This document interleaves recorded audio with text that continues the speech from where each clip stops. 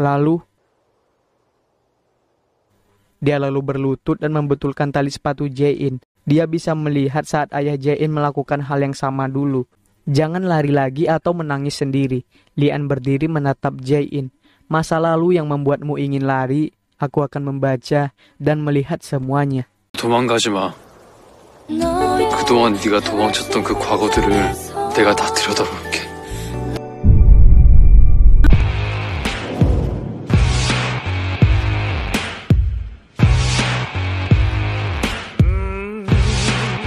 Lian mengantar Jae-in sampai ke pusat keamanan. Sungmo memperhatikan mereka dari dalam mobil. Lian berjalan melewati sebuah toko buku. Di depannya ada sebuah pohon Natal yang di puncaknya terpasang hiasan bintang. Sontak dia tersenyum, teringat ingatan tentang Jae-in kecil yang sangat senang saat ayahnya memasang hiasan bintang di pohon Natalnya. Lian pun masuk ke toko buku itu. Sungmo menatap flash disk merah yang diberikan oleh petugas dari ruangan CCTV. Dia lalu memasang flash disk itu ke laptopnya, dan dari sekian banyak orang yang berlalu lalang, dia menemukan si pria bermasker masuk ke dalam lift. Beberapa saat kemudian pria itu keluar dari lift dengan pakaian biasa.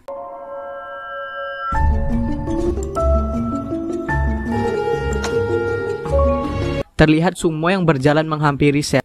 Pria dari geng DHH. Sungmo menatap pria itu. Sungmo menginterogasi lagi anggota geng DHH itu. Dia menunjukkan ponsel Kim Gap-yong dan bilang kalau sebelum terbunuh, Kim Gap-yong sempat menghubungi seseorang. Meski nomornya merupakan nomor terselubung, tapi beruntung karena Sungmo menemukan nomor itu tercetak jelas di dokumen anggota geng DHH itu. Dia membenarkan kalau itu nomornya dan Kim Gap-yong memang menghubunginya. Tapi aku tidak membunuh para wanita itu, aku bersungguh-sungguh. Apa yang dikatakan Kim Gap-yong padamu sebelum dia mati, itu yang ingin aku ketahui. Flashback, Kim Gap-yong turun dari mobilnya karena bannya gembes. Dia melihat pria bermasker berjalan ke arahnya dengan tangan kanan menggenggam palu sementara tangan kiri membawa pisau.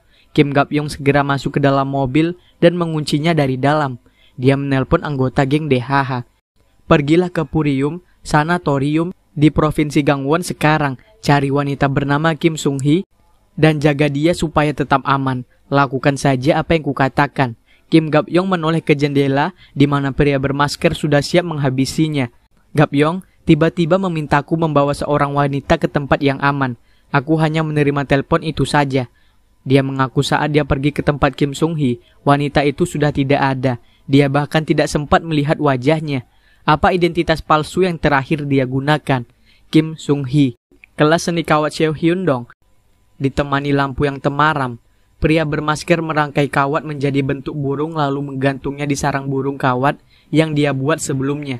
Dia menatap tajam hasil karyanya itu. Daebong masuk dan menanyakan An. Akhirnya Daebong menanyakan Sohyun yang belum pulang. Dan dari luar terdengar suara seorang ibu yang marah-marah. Ibu itu sedang memarahi Sohyun terkait anaknya. Menurut Sohyun, anak itu terbentur kepalanya di sudut meja saat melompat tadi. Tapi ibunya tidak percaya karena anaknya bilang dia tidak bermain di meja dan malah bilang Sohyun yang memukulnya. Sohyun berlutut mencoba bicara pada si anak. Si ibu malah mendorong Sohyun dan menuduhnya mengancam anaknya. Pas sekali Daebong datang, dia melihat tangan Sohyun yang terkilir karena menahan tubuhnya yang waktu didorong. Pak Nam masuk. Pak Nam menunjukkan rekaman CCTV di laptopnya. Semua orang memperhatikan rekaman itu dan terlihat si anak berjalan menjauhi Sohyun yang sedang menemani anak lain bermain. Hingga anak itu tidak lagi tertangkap kamera. Sohyun menyusulnya hingga dia pun di luar jangkauan kamera. Sudah kuduga, kamu tidak akan memukulnya di depan kamera, gerutu si ibu. Dia lalu mengkonfrontasi Sohyun, bahkan menghina dia sebagai ibu tunggal. Daebong naik darah, dia membentak ibu itu. Ahjuma tetap ngotot, Sohyun bersalah. Dia mengancam akan menangkap Sohyun karena penyerangan. Pak Nam yang masih memantau rekaman CCTV memanggil si ibu untuk melihat rekamannya lagi. Dan ternyata ada pantulan si anak di cermin saat dia lompat-lompat di meja dan terjatuh. Si anak langsung mengkeret ketakutan. Ibunya menyuruhnya mengikutinya dan menatapnya dengan marah. Jisoo mengadakan konferensi pers mengenai mayat dalam koper yang dibunuh Kim Gap-yong merupakan anggota organisasi DHH. Lian yang sudah menunggunya dengan mobil Daebong terpesona melihatnya. Dia lalu membuka pintu mobil untuk Jae-in. Dia membawa Jae-in ke sebuah toko bernuansa pink. Jae-in memuji berbagai kotak musik yang terlihat cantik. Beberapa saat kemudian mereka berdua sibuk merangkai kotak musik masing-masing. Jae-in penasaran bagaimana Daebong bisa tahu soal Lian. Lian sedikit kaget dan menjawab kalau itu hanya kebetulan. Ini kembali pada saat aku cukup terkenal sebagai Lian dari SMP Hong Hak. Diperlihatkan Lian yang dulu berjalan di sebuah gang. Di gang lain, Daebong didorong setelah dibuli sekelompok siswa hingga tersungkur ke jalanan di depan Lian. Dia berdiri, Lian memberinya isyarat untuk menyingkir. Tapi Daebong malah mencium Lian hingga darah di bibirnya ikut menempel. Lian mengelap darah itu. Daebong berlutut. Beberapa saat kemudian, Lian berkelahi dengan anak-anak yang membuli Daebong.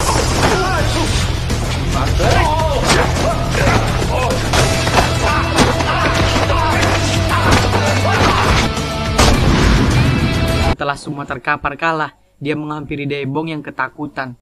Sadarkan dirimu, mereka merundungmu dan memandang rendah dirimu karena kamu seperti itu. Tunggu, bagaimana kamu tahu mereka berbuat seperti itu padaku? An mengacukannya dan hendak pergi, tapi Daebong meraih tangannya. Lian melihat visi di mana Daebong kecil hingga dewasa dipukuli ayahnya hingga wajahnya lebam-lebam.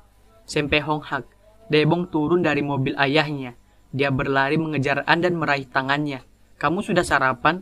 Ayo kita ke kantin. Entah apa yang An lihat dalam visinya. Dia menatap mobil ayah Daebong sejenak. Dia mengambil tongkat kasti dari seorang siswa yang lewat, lalu mencegat mobil ayah Daebong. Ayah Daebong turun dan marah-marah. Lian bersiap memukul mobil ayah Daebong.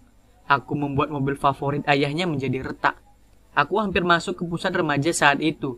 Lian remaja keluar dari kantor polisi. Untungnya temanmu meyakinkan ayahnya.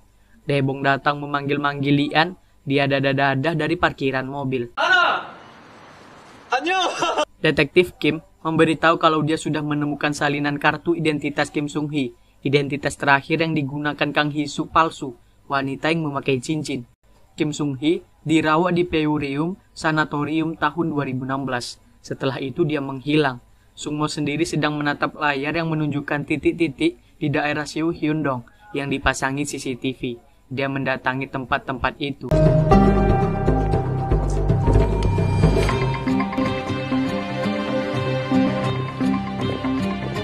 Pria bermasker menatap CCTV di suatu jalan, seperti dia sedang di titik buta, alias tidak terjangkau oleh CCTV. Sekarang Sung-mo berdiri tepat di mana si pria bermasker pernah berdiri. Dia melihat sekeliling dan melihat mobil yang terparkir tidak jauh dari sana.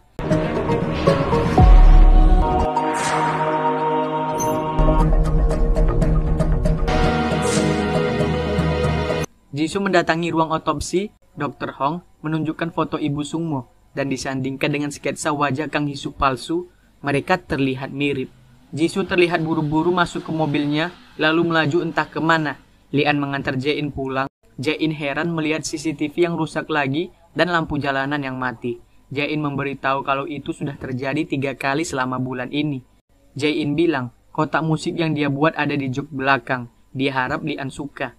Jae-in masuk ke kamarnya dan menyalakan lampu belajar. Dia mengeluarkan kotak musik An yang berbentuk pohon Natal. Jae-in memutar musiknya. Seketika dia teringat saat kecil dulu memandang kotak musik yang persis sama bentuknya dari balik etalase toko. Mata Jae-in berkaca-kaca. Dari luar Lian menatap kamar Jae-in dengan senyuman. Lian berbalik hendak pergi. Tanpa sengaja dia melihat pria bermasker yang berdiri dari kejauhan. Pria itu pergi. Lian penasaran dan hendak menyusul. Tapi Jae-in tiba-tiba datang dan memeluknya dari belakang. Lian, kotak musik itu. Lian memutar tubuhnya menghadap Jae-in yang menangis haru. Melihat air mata Jae-in, Lian pun menghapusnya dengan tangannya. Saat itulah dia melihat ayah Jae-in yang digiring polisi atas dugaan pembakaran apartemen Yungsung. Juga Jae-in yang terjatuh di jalanan hingga menjatuhkan kotak musiknya An. Melihat wajah ayah Jae-in, Lian sangat terkejut mengetahui kenyataan itu. Dia menurunkan tangannya dari wajah Jae-in, refleks dia mundur beberapa langkah. Ayahmu, Yun Tai-ha? 너희 아버지가 되었어?